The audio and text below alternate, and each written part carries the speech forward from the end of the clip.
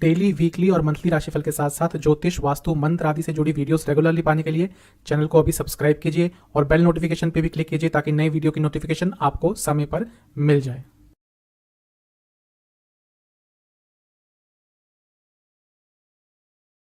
ओम गणेशाय नमः। ओम नमः शिवाय। मैं निखिल ज्योतिष आचार्य आप सभी का मेरे चैनल पे पुनः स्वागत करता हूँ। आशा करता हूँ आप सभी स्वस्थ होंगे। महादेव की कृपा आप सभी पर सदैव बनी रहे। यह वीडियो है तुला यानी कि लिब्रा लग्न के मई 2022 के मंथली हॉरोस्कोप का मासिक राशिफल का। यह राशिफल लग्न पे आधारित होता है, लेकिन क्योंकि एक सामान्य विश्लेषण होता है, आप अपनी राशि से भी इसको देख सकते हैं यदि आपको अपना लग्न नहीं पता, लेकिन लग्न से ज़्यादा बेटर रिजल्ट मिलेंगे। आपके लाइफ के प्रमुख एस्पेक्ट्स जैसे कि जनरल प्रेडिक्शंस, कौन से योग बन रहे हैं, career, business, love life, married life, finances, students, health, इन सब को इस राशिफल में टच किया जाएगा। इन सब पे एनालिसिस होगा। साथ ही में क्या उपाय आप करें जिससे आने वाले महीने की सकारात्मकता आपके लिए बढ़ जाए, ये भी इस वीडियो में बताया जाएगा। तो शुरुआत करते हैं तुला लग्न के मई 2022 के मंथली राशिफल का जनरल प्रेडिक्शंस के साथ। बात करेंगे तुला लग्न के जनरल प्रेडिक्शंस के साथ। लग्न को देखेंगे तो लग्न पर केतु का प्रभाव रहेगा, क्योंकि केतु लग्न में ही होंगे। अभी अभी केतु आए हैं कुछ समय पहले ही, तो ये कभी कभी नकारात्मक प्रभाव देते हैं। सबसे पहले तो सेहत का ध्यान दीजिएगा। कुछ काम आपके इस समय अटक सकते हैं, न केवल इस महीने बल्कि आने वाले एक डेढ़ महीने में कुछ काम रुकेंगे, उनमें रुकावटें आएंगी, देरी होगी। स्पेशली पर्सनल लाइफ में ये चीज़ें ज़्यादा होंगी। लग्न पर सूर्य देवता की दृष्टि रहेगी एटलीस्ट 15 तारीख तक, 14-15 तक, जब उसके बाद राशि परिवर्तन कर लेंगे। क्योंकि आपके लग्न में नीच के होते हैं सूर्य देवता, तो कभी कभी गलत प्रभाव दे देते हैं। जैसा मैंने शुरू में कहा, केतु लग्न में है, सूर्य 7वें घर में है, तो पर्सनल लाइफ में ये महीने थोड़ा अप्स एंड डाउन ज़्यादा आएंगे। स्पेशली रिलेशनशिप में, मैरिड लाइफ में थोड़ी बहुत प्रॉब्लम इस महीने ज़्यादा आ सकती है। उसके बारे में बाद में बात करेंगे। लग्न के स्वामी उच्च के रहेंगे और उसके साथ ही विपरीत राजयोग बनाएंगे। ये बहुत ही दो अच्छी बातें आपके लिए हो रही हैं कि एक तो लग्न के स्वामी उच्च के हैं, भले ही छठे में हैं लेकिन उच्च के हैं, विपरीत राजयोग बनाएंगे। और बृहस्पति के साथ बैठेंगे। बृहस्पति खुद विपरीत राजयोग बना रहे हैं, तो दो विपरीत राजयोग बनना मतलब कि एक इनर स्ट्रेंथ रहेगी। अपनी मुश्किलों को अपने प्रयासों से बहुत आराम से सॉल्व कर लेंगे। बहुत सारे आपके रुके हुए काम इस महीने में बन सकते हैं, लेकिन प्रयास ज़रूर करने पड़ेंगे। अच्छा दिख रहा है ओवरऑल तो महीना। कुछ योगों की बात कर लेते हैं, कौन कौन से योग बन रहे हैं। मृदंग योग बहुत स्ट्रांग बन रहा है। कुछ काम यदि आपके गवर्नमेंट से अटक रहे थे वो काम पूरे हो सकते हैं। भेरी योग बन रहा है जो कि धन के लिए बहुत अच्छा है, तो धन संपदा इस महीने आपके घर में, आपके लिए, आपके परिवार के लिए आती हुई दिख रही है। केदार योग जो आपके लिए बन रहा है वो आपको कुछ अच्छा सीखने के लिए भी प्रेरित कर सकता है। कुछ नया आप इस महीने सीख सकते हैं जो आपको बहुत लंबे समय तक काम आएगा। कल्पद्रुम योग भी बन रहा है। बहुत अच्छे राजयोग कुछ बन रहे हैं, आपको इस महीने का लाभ ज़रूर उठाना चाहिए। मंगल भी राजयोग बना रहे हैं क्योंकि केंद्र के स्वामी हैं, त्रिकोण में बैठेंगे। शनि भी राजयोग बना रहे हैं क्योंकि आपके लिए योग कारक ग्रह है। केंद्र के स्वामी है, त्रिकोण के स्वामी है, त्रिकोण में बैठ रहे हैं, तो बहुत स्ट्रांग राजयोग इस महीने बन रहे हैं। यदि आपकी दशा हल्की सी भी फेवरेबल है तो ये महीना आपके लिए बहुत अच्छा जाने वाला है। थोड़ा और डीप एनालिसिस करेंगे। महीने को 3 पार्ट्स में बांट लेंगे। जो महीने का शुरुआती भाग है इसमें भाग्य का साथ मिलेगा। कुछ बहुत ही नॉलेजेबल व्यक्ति से मिलने का आपको मौका मिल सकता है, जिनके पास बहुत एक्सपीरियंस होगा। उनसे यदि आपको ऐसा मौका मिलता है तो उनसे कुछ सीखने की कोशिश कीजिएगा। प्यार देने की कोशिश कीजिएगा, प्यार एक्सेप्ट करने की कोशिश कीजिएगा सभी से। गर्लफ्रेंड बॉयफ्रेंड वाला प्यार नहीं कह रहा, अपने आसपास के लोगों में प्यार बांटेंगे, अच्छा रहेगा। थोड़ा अपनी कम्युनिकेशन क्लियर रखिएगा। जो महीने का बीच का भाग है इसमें इच्छाओं पर थोड़ा कंट्रोल रखिएगा, क्योंकि इच्छाएं बहुत तेज गति से भागेगी। किसी से झगड़ा हुआ था यदि पिछले कुछ दिनों में, तो उनको माफ़ करके आगे बढ़ने की कोशिश कीजिए, क्योंकि शायद वो चीज़ आपके मन में बहुत चलेगी। और ये समय है अपने आप को भी प्यार करने का। अपने आप को पैम्पर कीजिएगा, अपने लिए कुछ अच्छा कीजिएगा, आपको बहुत अच्छा फील होगा। जो महीने का अंतिम भाग है ये आपके लिए बहुत ज़्यादा अच्छा है धन के हिसाब से। पैसा बहुत आएगा क्योंकि उस समय रेगुलरली नवामसा में धन योग लक्ष्मी योग बनेंगे। पैसा बहुत आएगा, लेकिन एक्शन ओरिएंटेड रहना पड़ेगा। सोच विचार कम करनी है, एक्शन ज़्यादा लेने हैं। महीने का जो एकदम अंतिम भाग है 27 से 30 के बीच में, ये थोड़ा प्रॉब्लमेटिक हो सकता है। यहाँ पे थोड़े अप्स एंड डाउन्स ज़्यादा आएंगे। कुछ ऐसे चेंजेस आ सकते हैं लाइफ में जो आपने एक्सपेक्ट नहीं किए होंगे, जो आपको थोड़ा विचलित ज़रूर कर देंगे। ओवरऑल अच्छा ही समय है। चलते हैं करियर की तरफ। 10वें घर को महत्व देना पड़ता है उसमें। 10वें घर के स्वामी तो चंद्रमा है, वो तो बहुत तेज़ गति से चलते हैं, इसलिए 10वें घर को मेनली देखेंगे। बृहस्पति की दृष्टि रहेगी जो कि विपरीत राजयोग बना रहे हैं, अपनी ही राशि में है। तो ये महीना करियर के लिए आपके लिए अच्छा रहेगा, क्योंकि छठे घर में बैठे हैं तो कॉम्पिटिटिव रहेंगे। हर कार्य को पूरी सफलता के साथ कर पाएंगे, पूरी क्षमता के साथ कर पाएंगे। और जो रुकावटें आपके कार्य क्षेत्र में आ रही थी पिछले कुछ समय से, वो दूर होंगी। बहुत अच्छा समय है आपके लिए। आपके दुश्मन आप पर हावी नहीं हो पाएंगे इस महीने कार्य क्षेत्र में, और यदि आपको कोई डोमिनेट करने की कोशिश भी करता है तो उसको सफलता नहीं प्राप्त होगी।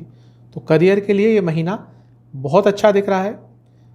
थोड़ा और डीप एनालिसिस करेंगे, महीने को 3 पार्ट्स में डिवाइड कर लेंगे। जो महीने का शुरुआती भाग है, इसमें जैसा मैंने कहा रुकावटें बहुत दूर होंगी, लेकिन आपको थोड़ा समझना पड़ेगा कि आगे बढ़ने के लिए आपको अपनी किस बैड क्वालिटी को हटाना पड़ेगा, अपनी किस एडिक्शन को कम करना पड़ेगा, जिसके कारण आपका अपने करियर पे ध्यान थोड़ा कम कभी कभी हो जाता है। अपने करियर की बारीकियों को समझने की कोशिश कीजिएगा। जो भी जॉब करते हैं, जो भी काम करते हैं, उसके बेसिक्स को और समझने की कोशिश करेंगे महीने के शुरुआती भाग में, तो आपके लिए अच्छा रहेगा। जो महीने का बीच का भाग है, सेल्फ सेटिस्फाइड रहेंगे, मतलब कि अपने करियर से बहुत सेटिस्फाइड रहेंगे। एक सेटिस्फैक्शन, एक कंटेंटमेंट का भाव रहेगा, बहुत खुश रहेंगे अपने करियर से। कुछ ऐसा हो सकता है जिससे करियर सेटिस्फैक्शन की आपको प्राप्ति हो, लेकिन लोगों की बातों को ज़्यादा पर्सनली मत लीजिएगा। हो सकता है कुछ लोगों के द्वारा ऐसे शब्द कहे जाएं जो थोड़े कड़वे हों, लेकिन उस चीज़ पर ज़्यादा आपको ध्यान नहीं देना, वरना अच्छे समय का लाभ नहीं उठा पाएंगे। जो महीने का अंतिम भाग है, यहाँ पे आपको आपके अच्छे कामों के लिए रिकग्निशन मिल सकता है, एनकरेजमेंट मिल सकता है। अपने पोटेंशियल को जानने की कोशिश करेंगे महीने के अंतिम भाग में, तो बहुत अच्छा रहेगा, क्योंकि आप में बहुत पोटेंशियल है ग्रो करने का, लेकिन शायद अभी आपको भी नहीं पता कि आप किस लेवल तक जा सकते हैं। थोड़ा सा इसके बारे में विचार करेंगे तो बहुत अच्छा रहेगा। यदि आप इंटरनेट से जुड़ा, सोशल मीडिया से जुड़ा, फॉरेन से संबंधित, टेक्नोलॉजी से संबंधित, लिक्विड से संबंधित और पब्लिशिंग से संबंधित कुछ भी काम करते हैं, कुछ भी जॉब करते हैं, तो आपके लिए ये महीना अच्छा है। अब चलते हैं बिजनेस की तरफ। जो लोग बिजनेस करते हैं उनके लिए 7वां स्थान भी देखना पड़ता है, बहुत महत्वपूर्ण होता है 7वां स्थान। 7वें स्थान में राहु होंगे, अच्छा होता है बिजनेस के लिए। उच्च के सूर्य होंगे, अच्छा होता है बिजनेस के लिए। शनि महाराज की दृष्टि रहेगी 7वें स्थान पर, और शनि महाराज आपके लिए योग कारक हैं, तो बिजनेस के लिए समय तो अच्छा है, लेकिन ग्रहण योग बन रहा है। महीने के शुरुआती 15 दिन ग्रहण योग रहेगा, फिर जब सूर्य देवता राशि परिवर्तन कर लेंगे तो ग्रहण योग खत्म होगा। पैसा आएगा, ग्रहण योग यदि 7वें घर में होता है, पैसा आता है, बाहर से पैसा आता है, दूसरी कंट्रीज़ में काम करते हैं पैसा आता है। लेकिन कोई डॉक्यूमेंट मत साइन कीजिएगा, कोई बड़ा निर्णय मत लीजिएगा, कोई नई डील मत साइन कीजिएगा, नया पार्टनरशिप नहीं करना, नए एसोसिएट्स नहीं बनाने, कुछ भी नया जो कि बहुत बड़े स्केल पे हो वो नहीं करना। चीज़ों को समय के साथ आगे बढ़ने दे। पैसा ज़रूर आएगा, अच्छा समय रहेगा। थोड़ा सा और डीप एनालिसिस कर लेते हैं, महीने को 3 पार्ट्स में बांट लेंगे। जो महीने का शुरुआती भाग है अच्छा है, यहाँ पर सब कुछ ही अच्छा दिख रहा है। अपने एक्सपीरियंस को बहुत अच्छी तरह से काम में ला पाएंगे और उसके कारण अपने बिजनेस में कुछ बहुत अच्छा कर पाएंगे। एक चीज़ मैं आपको ज़रूर कहूँगा कि यदि पार्टनरशिप में काम करते हैं तो जजमेंटल मत होइएगा अपने पार्टनर्स के प्रति। हो सकता है वो अच्छा ना कर पा रहे हो, ना या पूरा साथ नहीं दे पा रहे हो, तो उनकी हो सकता है कोई प्रॉब्लम चल रही हो। तो जब आप बिजनेस पार्टनर होते हैं तो एक पर्सनल लेवल पर भी कनेक्शन होना चाहिए। तो यदि आपका कोई पार्टनर ढंग से परफॉर्म नहीं कर रहा, पूरा टाइम नहीं दे पा रहा, तो थोड़ी बहुत उनसे बातचीत करके उसका कारण जानने की कोशिश कीजिएगा। यदि आप पार्टनरशिप में बिजनेस करते हैं तो ये महीना है लीडरशिप दिखाने का, अपने बिजनेस में एक लीडर बन के उभर सकते हैं। महीने का जो बीच का भाग है, अपने एम्बिशंस पर भरोसा रखिएगा और अपने बिजनेस को एक्सपैंड करने के बारे में सोचिएगा। अभी निर्णय नहीं लेना, अभी एक्शन नहीं लेना, लेकिन सोचना है कि आने वाले 1-1.5 महीने में ऐसा क्या कर सकते हैं जिससे बिजनेस बूम करेगा, जिससे बिजनेस एक्सपैंड करेगा। कुछ यात्राएं आपको करनी पड़ सकती है अपने बिजनेस के संदर्भ में, जो आपके लिए अच्छी रहेंगी। जो महीने का अंतिम भाग है ये भी आपके लिए बहुत ज़्यादा अच्छा दिख रहा है, क्योंकि ग्रहण योग खत्म हो जाएगा, तो इसके बाद आप जो महीने का अंतिम समय है उसमें कुछ निर्णय ले सकते हैं। कुछ पॉजिटिव चेंजेस आते हुए दिख रहे हैं आपके बिजनेस में महीने के अंतिम भाग में। और ज़्यादा कंट्रोलिंग मत बनिएगा अपने एम्प्लॉयज़ के प्रति, अपने पार्टनर्स के प्रति, वरना थोड़ी बहुत प्रॉब्लम हो सकती है। यदि आप ह्यूमन रिसोर्स से जुड़ा, इमिग्रेशन से जुड़ा, फॉरेक्स से जुड़ा, म्यूचुअल फंड्स या शेयर मार्केट से जुड़ा, पब्लिशिंग से जुड़ा या फिर टेक्नोलॉजी से जुड़ा कुछ भी बिजनेस करते हैं तो ये महीना आपके लिए अच्छा है। चलते हैं लव लाइफ की तरफ। सबसे पहले नो कॉन्टैक्ट सिचुएशन की बात करेंगे। देखिए, इस सिचुएशन से निकल सकते हैं, बेटर हो सकती हैं चीज़ें, लेकिन धैर्य दिखाना है। जल्दबाजी में कुछ मत कीजिएगा महीने के शुरुआती भाग में। जैसे जैसे समय आगे बढ़ेगा, महीने के बीच का समय आएगा, जो आप प्रयास कर रहे हैं उसके अच्छे रिजल्ट मिलने शुरू हो जाएंगे, सही डायरेक्शन में चीज़ें जाना शुरू हो जाएंगी। और ऐसा लग रहा है कि महीने के अंतिम भाग तक आते आते जो ये नो कॉन्टैक्ट सिचुएशन की बात है वो ठीक हो जाएगी, जो प्रॉब्लम है ठीक हो जाएगी।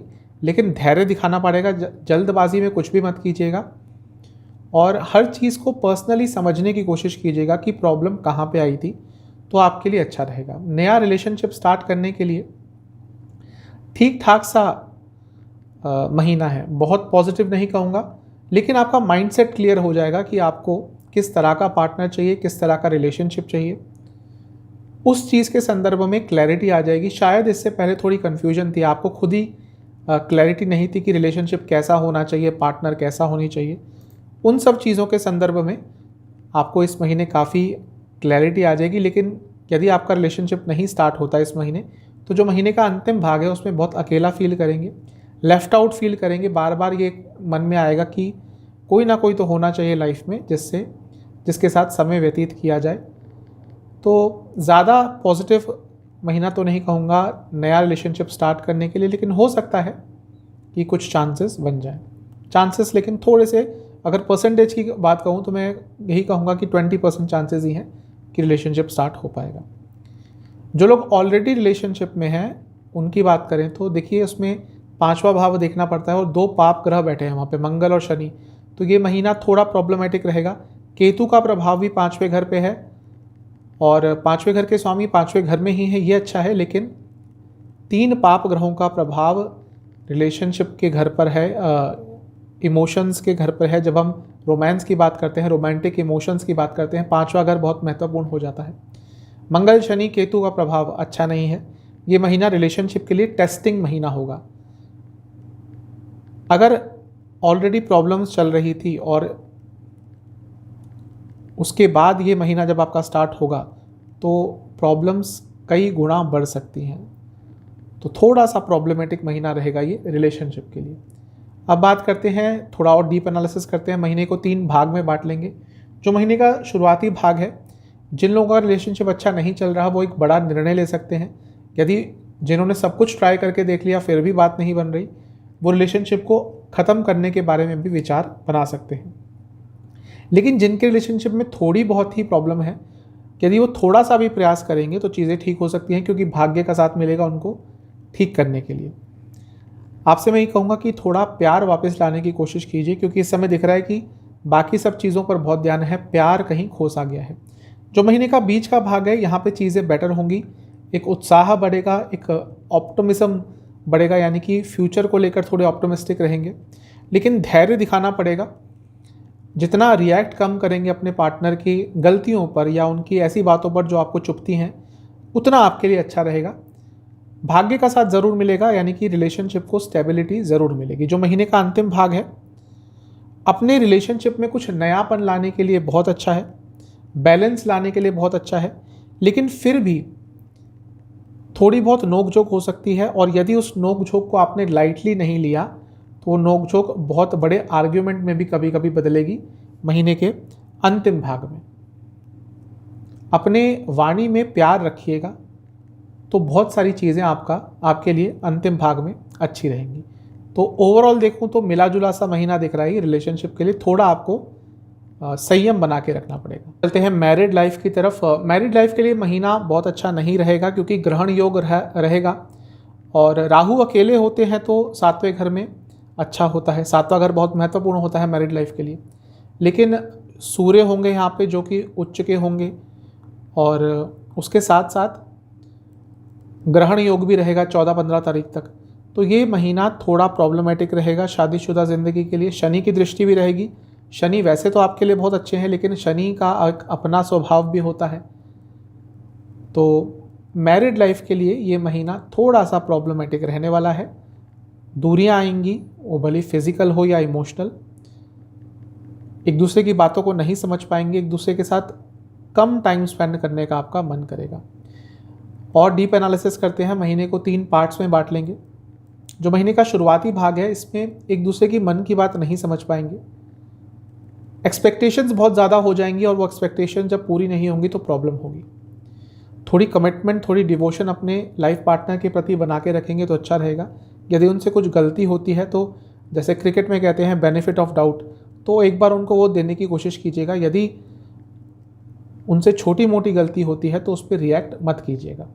जो महीने का बीच का भाग है यहाँ पे चीज़ें थोड़ी बहुत बेटर हो सकती है क्योंकि ग्रहण योग खत्म हो जाएगा 15 तारीख को, 14 या 15 तारीख को। तो उसके बाद से जो समय होगा वो थोड़ा बहुत बेटर होगा। एक ओपन हार्ट के साथ कन्वर्सेशन कर सकते हैं, अपने लाइफ पार्टनर को और समझने की कोशिश करेंगे और उसमें सफलता भी मिलेगी। और साथ ही में थोड़ा बहुत प्यार वापस आएगा 14-15 तारीख के बाद। जो महीने का अंतिम भाग है यहाँ पे चीज़ें बहुत बेटर हो जाएंगी। लेकिन अपने लाइफ पार्टनर को अपने इक्वल समझिएगा। कहीं पे भी उनको ये भावना मत दीजिएगा कि वो आपसे थोड़े नीचे हैं या आप सुपीरियर हैं।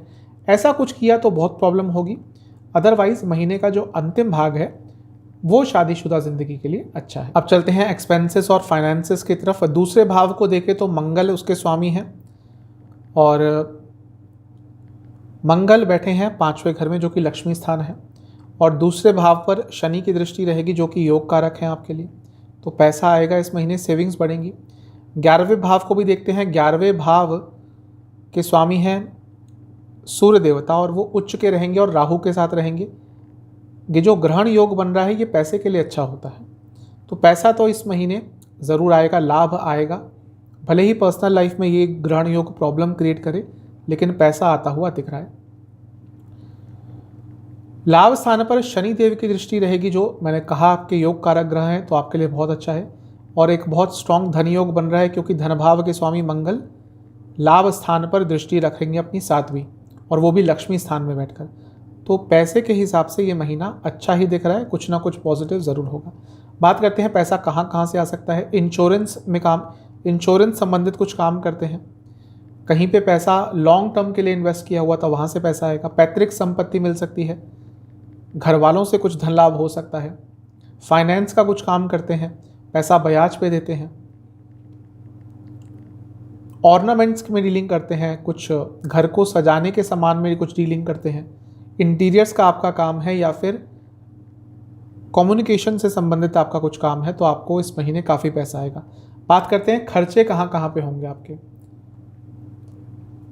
इस महीने खर्चे आपके थोड़े अनिश्चित और अनियमित होंगे। अचानक से खर्चे बढ़ेंगे जिनको कंट्रोल करना थोड़ा मुश्किल हो जाएगा। यात्राओं पर अचानक से खर्चे होंगे, छोटी मोटी यात्राओं पर बहुत सारे चक्कर मारने पड़ेंगे घर के आसपास, थोड़ी थोड़ी दूरी पे, उस पर काफ़ी खर्चा होगा इस महीने। अपनी हेल्थ पर खर्चा करना पड़ेगा, हेल्थ को इम्प्रूव करेंगे जो कि अच्छा है, और उसकी इम्प्रूवमेंट पे खर्चा करेंगे। देखेंगे कि हाँ भाई कैसे क्या और चीज़ अपनी लाइफ में, अपने हेल्थ रिजीम में, अपनी डाइट में इंक्लूड कर सकते हैं जिससे सेहत और बेटर हो। महीने के बीच में भी अनिश्चित खर्चे बढ़ेंगे। ऐसे खर्चे होने शुरू हो जाएंगे जिनके बारे में आप तैयार तो थे ही नहीं, लेकिन उनको आप कंट्रोल भी नहीं कर पाएंगे। और घर की मरम्मत पर भी इस महीने खर्चा काफ़ी हो सकता है। तो ये महीना पैसा तो आएगा लेकिन खर्चा भी साथ में बढ़ेगा। तो मिला जुला सा ये महीना दिख रहा है। चलते हैं स्टूडेंट्स की तरफ। स्टूडेंट की बात करें तो 5वां स्थान बहुत महत्वपूर्ण होता है। 5वें स्थान में शनि देव हैं जो 5वें स्थान के ही स्वामी हैं। केतु का प्रभाव भी रहेगा, वो भी स्टडी के लिए अच्छे होते हैं। तो ओवरऑल ये महीना स्टूडेंट्स के लिए अच्छा है, स्पेशली जिनके कम्पिटिटिव एग्जाम है उनके लिए महीना बहुत अच्छा रहने वाला है, क्योंकि 2 उग्र ग्रह, 2 ऐसे ग्रह जो कॉम्पिटिटिव बनाते हैं, जो जिनको पाप ग्रह कहते हैं, वो कॉम्पिटिटिव एग्जाम्स के लिए बहुत अच्छे होते हैं। तो आपके लिए महीना जो कॉम्पिटिटिव एग्जाम्स देने वाले हैं उनके लिए बहुत अच्छा रहेगा। इस महीने में आपको मैं यही कहूँगा कि किसी से झगड़ा मत कीजिएगा, किसी से आर्गुमेंट्स मत कीजिएगा, क्योंकि हो सकता है कुछ आपके को स्टूडेंट्स जानबूझ के आपके मोराल को डाउन करने के लिए आपसे झगड़ा कर सकते हैं, आपका ध्यान भटका सकते हैं। स्पेशली उनके लिए है जो कॉम्पिटिटिव एग्ज़ाम्स में बैठते हैं या रैंक बेस्ड जहाँ पे कोई एग्ज़ाम होते हैं, जहाँ पे पॉइंट से भी कितने लोग पीछे हो जाते हैं। तो आपको इस चीज़ का ध्यान रखना है कि कोई वाद विवाद के कारण या किसी भी कारण आपके दोस्त यदि आपका ध्यान भटकाते हैं तो आपको उस चीज़ पर ज़्यादा फोकस नहीं करना, अपनी पढ़ाई पर पूरा फोकस रखिएगा, क्योंकि महीने के बीच में थोड़ा ध्यान हट सकता है। हंसी मजाक ठीक है, उसको थोड़ा बहुत इंक्लूड करने की कोशिश करेंगे अपने स्टडी लाइफ में, तो ये महीना अच्छा रहेगा, स्पेशली महीने के अंतिम भाग में, क्योंकि वहाँ पे चीज़ें थोड़ी सीरियस हो जाएंगी। तो थोड़ा फ्रेशन अप करने के लिए माइंड को थोड़ा हंसी मजाक कर सकते हैं, उसमें कोई प्रॉब्लम नहीं है। जिनके कम्पिटिटिव एग्ज़ाम है, जैसा मैंने कहा कि अच्छा महीना है। जिनका महीने के शुरुआती भाग में है, बहुत अच्छा आपका परफॉर्मेंस रहेगा, रिजल्ट भी आपके लिए अच्छा ही आता हुआ दिख रहा है। जो महीने का बीच का भाग है, यहाँ पे यदि स्पेशली आपका 13 से लेकर 19 के बीच में कोई एग्ज़ाम है कम्पिटिटिव, तो उसमें थोड़ी सी गड़बड़ हो सकती है, वरना तो अच्छा समय है। जो महीने का अंतिम भाग है, यहाँ पे तो बहुत ही ज़्यादा शुभ समय है उनके लिए जिनका कम्पिटिटिव एग्ज़ाम है, क्योंकि आप जो इच्छा रखते थे कि हाँ आपको ऐसा रिजल्ट मिले, ऑलमोस्ट वैसा रिजल्ट आपको उसमें मिल जाएगा, तो अच्छा समय है। हायर स्टडीज़ पे चलते हैं। हायर स्टडीज़ के लिए 9th हाउस को भी देखना पड़ता है। वहाँ के स्वामी है बुध, और बुध अष्टम में रहेंगे और लंबे समय के लिए रहेंगे, क्योंकि वक्री हो जाएंगे। तो हायर स्टूडेंट्स जो हैं उनके लिए बहुत अच्छा है, स्पेशली जो रिसर्च बेस्ड कुछ स्टडीज़ करते हैं, बहुत अच्छा उनके लिए महीना है। बहुत कुछ नया सीखने को मिलेगा, अपनी स्किल्स डेवलप करने का महीना मिलेगा। जो महीने का शुरुआती भाग है, बहुत कुछ, जैसा मैंने अभी कहा कि नया सीखने को मिल सकता है, कुछ बहुत महत्वपूर्ण चीज़ें आपको पता चल सकती हैं, स्पेशली यदि रिसर्च बेस्ड आपकी स्टडीज़ है तो। जो महीने का मध्य भाग है, इसमें थोड़ा संभल के रहना पड़ेगा, क्योंकि हो सकता है पर्सनल लाइफ में कुछ प्रॉब्लम्स चले और उसका कुछ नेगेटिव इम्पैक्ट आपके स्टडीज़ पर पड़ेगा, हायर स्टडीज़ पर पड़ेगा। जो महीने का अंतिम भाग है वो है एनालिसिस का। देखिएगा कि कहाँ चले थे, कहाँ से चले थे, कहाँ पहुँचना था और कहाँ पहुँचे हैं अपनी स्टडीज़ लाइफ में, तो आपके लिए बहुत अच्छा रहेगा। यदि आप एजुकेशन संबंधित कुछ पढ़ाई कर रहे हैं, बीएड आदि कुछ कर रहे हैं, यदि आप टेक्नोलॉजी से संबंधित कुछ पढ़ रहे हैं, कोई भी ऐसी इंजीनियरिंग की स्ट्रीम है जिसमें विद्युत यानी कि इलेक्ट्रिसिटी का प्रयोग होता है या उसके बारे में स्टडीज़ होती हैं, तो आपके लिए महीना अच्छा है। यदि आप किसी क्रिएटिव फील्ड की स्टडीज़ करते हैं, कोई आर्ट फॉर्म की स्टडीज़ करते हैं या नॉन टेक्निकल स्टडीज़ करते हैं, तो भी ये महीना आपके लिए बहुत अच्छा रहेगा। चलते हैं सेहत की तरफ। लग्न के स्वामी है शुक्र, वो उच्च के तो हैं लेकिन छठे भाव में बैठे हैं, तो थोड़ा तो सेहत पर नेगेटिव इम्पैक्ट पड़ेगा। और केतु जो खुद एक रोग कारक हैं, वो कुछ ही समय पहले लग्न में आके बैठे हैं, तो ये महीना सेहत के हिसाब से थोड़ा सा नेगेटिव हो सकता है। थोड़ा सा आपको सेहत पर ज़्यादा ध्यान देना पड़ेगा, क्योंकि ग्रहण योग भी बन रहा है, वो 7वें में बन रहा है, और 7वें में जब ग्रहण योग बनेगा तो लग्न पर पूरा प्रभाव रहेगा। तो ये महीना सेहत आपकी थोड़ी बिगड़ सकती है अचानक से, और यदि ऑलरेडी कुछ प्रॉब्लम्स चल रही हैं तो थोड़ा और वर्स हो सकती हैं, तो सेहत पर बहुत ध्यान दीजिएगा। महीने के शुरुआती भाग में आपको हड्डियों से संबंधित, जोड़ों से संबंधित प्रॉब्लम तंग करेगी, टांगों में दर्द रहेगा बहुत, और डायबिटीज़ की प्रॉब्लम है तो दिक्कत थोड़ी बढ़ेगी। जो महीने का बीच का भाग है उसमें गले से संबंधित रोग, कफ रोग, वाटर रिटेंशन की प्रॉब्लम और हार्मोनल डिसऑर्डर्स तंग करेंगे। जो महीने का अंतिम भाग है इसमें भी गले से संबंधित रोग बने रहेंगे और आँखों से संबंधित रोग बहुत तंग करेंगे, तो थोड़ा ध्यान देने की ज़रूरत है इस महीने अपनी सेहत को। तुला लगने के जातकों के लिए इस महीने का उपाय यह है कि आपको 1 तारीख को या 2 तारीख को किसी भी दुर्गा मंदिर में जाकर एक नारियल और एक मीठा पान माता को अर्पण करके आना है, और साथ ही में उसी मंदिर में अपनी क्षमतानुसार चीनी, चावल और गुड़ का या घी का, गुड़ या घी दोनों में से एक कर सकते हैं या दोनों भी कर सकते हैं, अपनी क्षमता अनुसार, अपनी इच्छा अनुसार इन चीज़ों का आपने दान करना है। चैनल पे नए हैं सब्सक्राइब कीजिए, वीडियो को लाइक कीजिए। अगली वीडियो में मिलता हूँ आपसे, तब तक के लिए ओम नमः।